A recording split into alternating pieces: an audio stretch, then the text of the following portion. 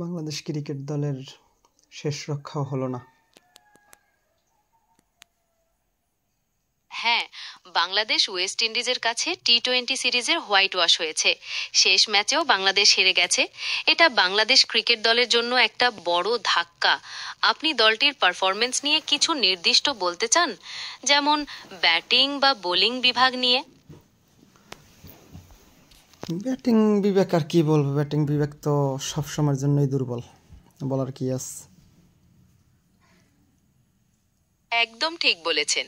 Batting বরাবরই বাংলাদেশের চিন্তার জায়গা হয়ে এসেছে। এই ম্যাচেই তার ব্যতিক্রম হয়নি। তবে শেষ দিকের ব্যাটাররা কিছুটা লড়াই করেছেন, তাতে হারের ব্যবধান কমেছে। এই যা। আপনার কি মনে হয় ব্যাটিংয়ের এই সমস্যা সমাধানে নির্দিষ্ট কোনো পরিবর্তন আনা উচিত? ব্যাটিং তানজিদ হাসান তামিম তো ভালোই ব্যাটিং করছে, 89 রান করেছে। তো কি বলবো, আর অন্য কোনো লোকে ভালো ব্যাটিং করেই নাই, আর করার মতো কোনো দেখিও নাই। সব সময় খালি আউট আউট আউট, 2 বল 3 বলে আউট হয়ে যায়।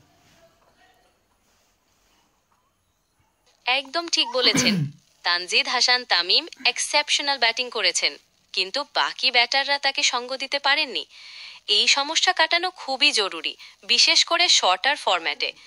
আপনার কি মনে হয় টিম ম্যানেজমেন্টের কোনো বিশেষ পদক্ষেপ নেওয়া উচিত?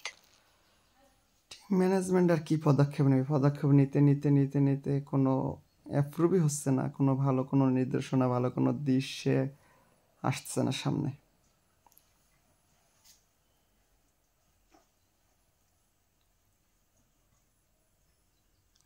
বুঝছেন কথা আমি কি বলছি?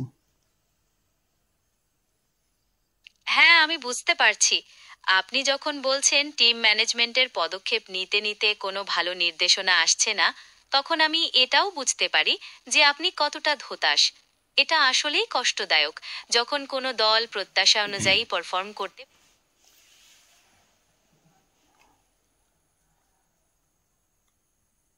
পারে না।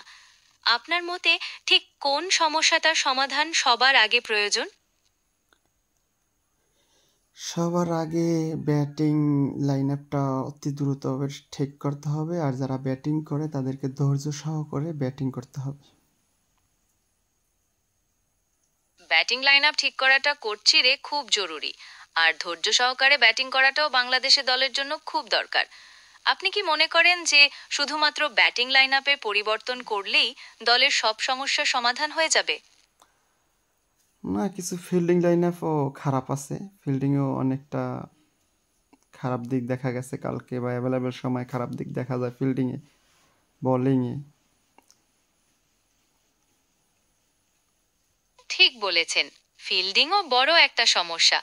ক্যাচ ছাড়া আর সহজ রান দেওয়া দলের জয়ের সুযোগ অনেক কমিয়ে দেয়। বোলিংয়েও কিছুটা অসঙ্গতি লক্ষ্য করা যায়, বিশেষত ডেথ ওভারে নিয়ন্ত্রিত বোলিংয়ের প্রয়োজন। আপনার কি মনে হয় এই দুর্বলতাগুলো দ্রুত সমাধান করলে বাংলাদেশ দল ভালো পারফর্ম করতে পারবে?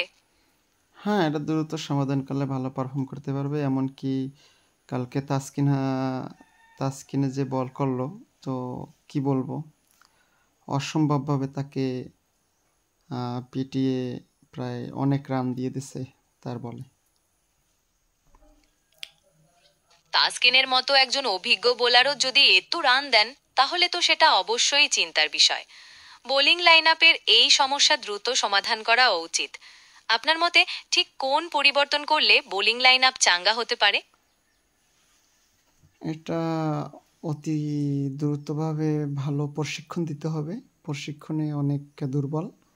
আর ভালোভাবে ব্যাটিং লাইন আপটা ধৈর্য সহকারে যদি ব্যাটিংটা করে, তাও অনেকটা ভালো লাগে, এটাই।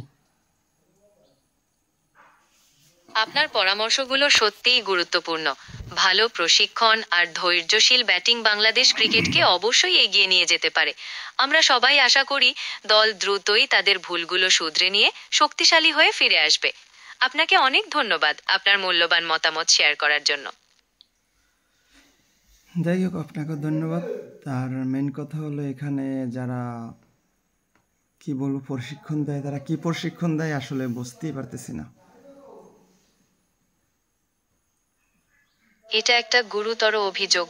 প্রশিক্ষকদের পদ্ধতি নিয়ে যখন প্রশ্ন উঠছে, তখন এটা খতিয়ে দেখা দরকার। আপনার কি মনে হয় বিদেশের প্রশিক্ষকদের নিয়োগ করলে ভালো ফল পাওয়া যেতে পারে?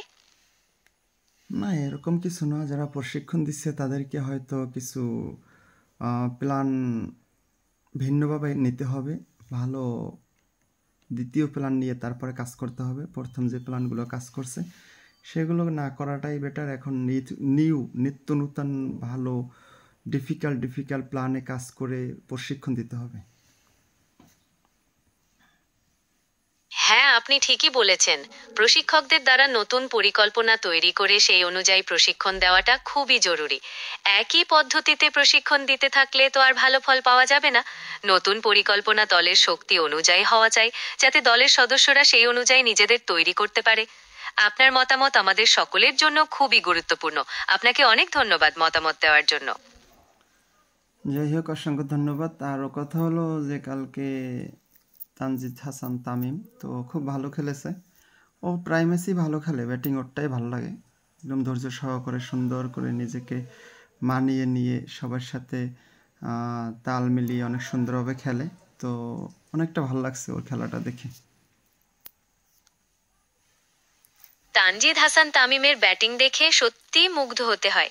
তরুণ বয়সেই এত ধৈর্য আর পরিপক্কতা বিরল। ওর ব্যাটিং দেখে মনে হয় বাংলাদেশ ক্রিকেটের ভবিষ্যৎ উজ্জ্বল। আপনারও ওর খেলা ভালো লেগেছে জেনে খুশি হলাম।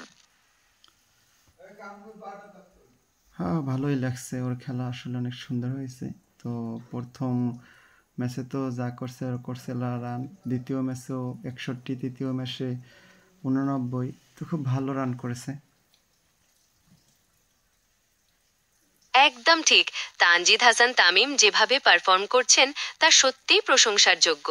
প্রথম ম্যাচে অর্ধশতক, দ্বিতীয় ম্যাচেও দুর্দান্ত ইনিংস, আর শেষ ম্যাচে অল্পের জন্য সেঞ্চুরি মিস।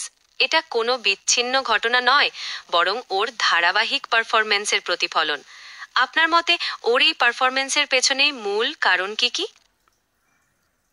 ওর পারফরমেন্সের পেছনে মূল কারণ হলো ওর ট্যালেন্ট আর ওর ধৈর্য আর ওর নিশ্চিন্তভাবে সুন্দর করে নিজেকে মানিয়ে নিয়ে ব্যাটিং করা। ওর ব্যাটিংয়ের এই দিকগুলো সত্যিই অসাধারণ। ওর ধৈর্য, প্রতিভা আর নিজেকে মানিয়ে নেওয়ার ক্ষমতা ওকে বাকিদের থেকে আলাদা করে। ওর ব্যাটিং দেখে আমরা বাংলাদেশ ক্রিকেটের ভবিষ্যৎ নিয়ে আশাবাদী হতে পারি। আপনাকে অনেক ধন্যবাদ ওর খেলা নিয়ে এত সুন্দর বর্ণনা দেওয়ার জন্য। ভালো থাকবেন। থ্যাংক ইউ, আপনাকে অসংখ্য ধন্যবাদ। আবারও কথা হবে। আল্লাহ হাফেজ।